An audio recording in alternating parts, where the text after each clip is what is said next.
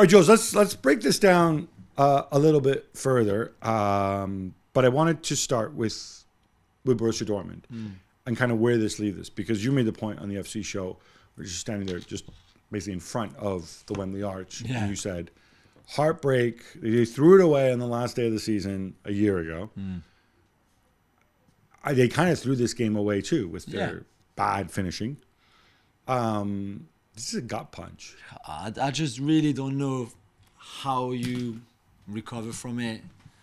And we said at the end of last season, like, where are they going from now? From losing the Bundesliga title at the last game when they were in control, when they only needed a point, didn't they? For the last game, in a season where they, especially the second half, played well and deserved to win that title, and then they didn't. They bottled it massively. And we said it was going to be very difficult for them to recover from it, and they finished 5th in the Bundesliga this season. So, okay, the Champions League has been great, but the league has been really poor. Probably a bit of a knocking effect of what happened at the end of last season. Because they're not good. The season before, They've raised their game in certain matches, but this is not. I mean, look, I did this with Rockaway on Thursday when you were away. We did the tactical preview, and we played the combined 11 game. Yeah. Robbo 11-0 Real Madrid. Yeah. Which I thought was a little harsh, but are you going to go 11-0? I mean, I guess you could put the Mats Hummels that we've seen in the Champions League this season. I'm not talking about the Hummels that was on the bench at the start of the year. The hypothetical Hummels. Yeah, for Nacho, maybe, but that's pretty much it. Apart from that, I would have Mendy over Madsen, I would have Carvajal over Riesen, I would have Courtois as a goalkeeper, I would have everybody else then. I don't see an Emre Can or Sabitzer or Brandt taking any of the Real Madrid players' position. Yeah, maybe if it were February, you'd take Kobel over Courtois. Yeah, or Lunin certainly, yeah, maybe. No. But Courtois. Yeah, because he was injured. But, actually, I thought Kobel made some really big saves in that period in between the two goals of the Camavinga and so on. And Kobel's the least. Kobel, actually, when we project forward Dortmund, Kobel, for me, is one of those sort of tent poles of the team where you can say, okay, I have Kobel.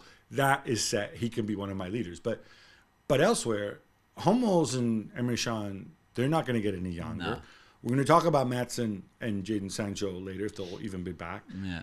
Adeyemi, to me, I don't care how fast you are, he hasn't shown me anything. And there's a reason why Malin was playing at him, a reason why he didn't score in nearly a year. Yeah. Füllkrug has won me over, as you know. But yeah, me too, to be fair. Yeah, but he's in his 30s now, right? He's finished, Royce is going. Not finished, but, but as in finished, as in you can't build around him.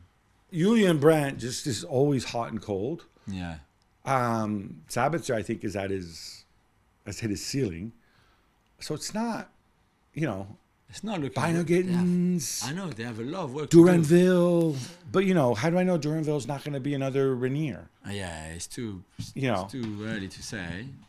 Sebastian Haller, I think, showed his limits since moving there. So Moukoko is somebody maybe. Again, I don't feel like he really likes Moukoko either. No, yeah. So there's a lot of work to be done in that squad. And again, to recover from this heartache. On the flip side, I want to go back to Bellingham.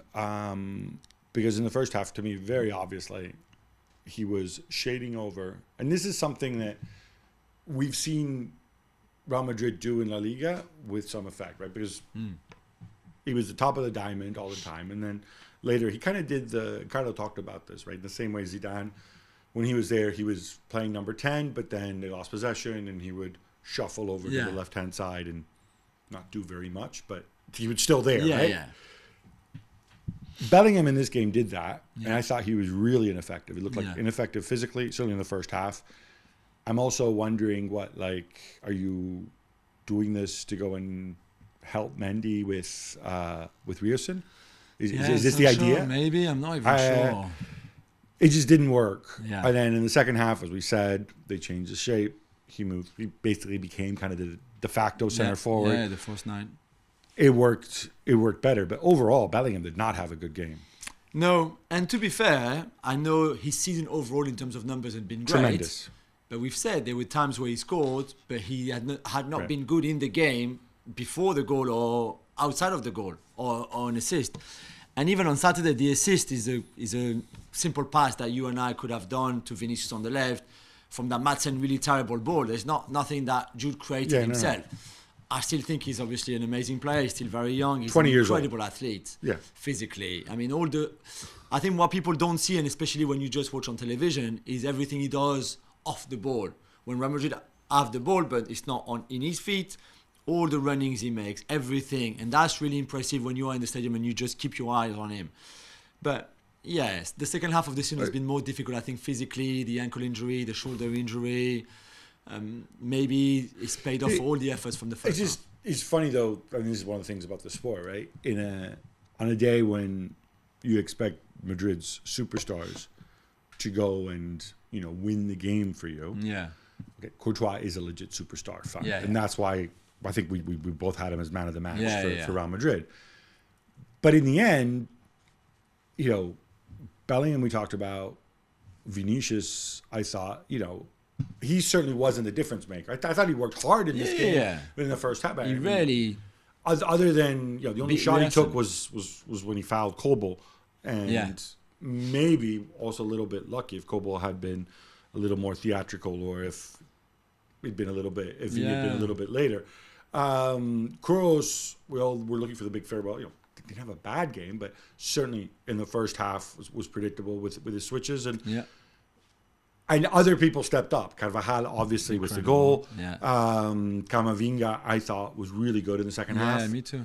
I guess it's just Real Madrid have so many weapons. Yeah, I think they do, and they will have more even when Julien joins now.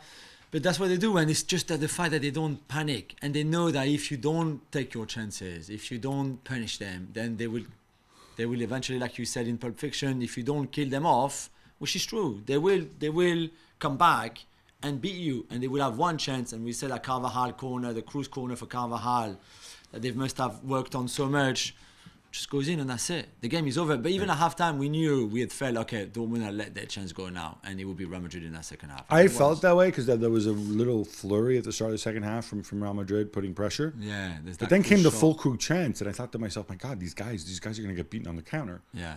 If they push too much. Strange, isn't it? I mean, tactically, there was really not much from Real Madrid. The man in charge of the tactics, of course, Carlo Ancelotti. I know you love your substitutions to change games and stuff like that. What were you thinking when, minute 60, 65, 70, 75? There's no substitutions. Because it's 0-0, Gab. I think if they'd been 1-0 down, he would have made, like against Bayern Munich, for example. Remember, and we were both... You know what we would have said, though, if they lost that game? Because they were being out-muscled, and they were losing the game physically as well. Yeah. Why not bring in fresh legs? That's, I think, if this hadn't worked out, that's what we said. We would have blamed Ancelotti for not bringing in fresher legs to give them more energy or so on. But you can also see the fact that you're still 0-0. Yeah, you've been under pressure. Yeah, you haven't been the best team. But you're still not losing the game. So keep that same midfield. And at some point, if you take Cruz off, or if you take Bellingham off, and you lose a bit of what they bring to you, Cruz on set pieces, Bellingham with all the runnings, all the activity, for example, you can't take Vinicius off. Okay, Rodrigo could have come off. The only possible substitutions would have been Joselu for Rodrigo. Yeah. To give you more, and you have Bellingham float around him. And Modric potentially as well. Modric for Kroos. Magical because they like creativity. It would have been Modric or Kroos because you want to keep the creativity. Yeah. And maybe Brian for Valverde, although then you would have lost something there. Yeah. I thought it was interesting at 1-0 the substitutions that Terzic makes. When he brought on Balon and Haller, I think. Balon and Haller, together straight away. And he took off Emre Can. Yeah. I thought to myself, dude, other than the fact that I don't know how often they played Haller and Füllkrug together.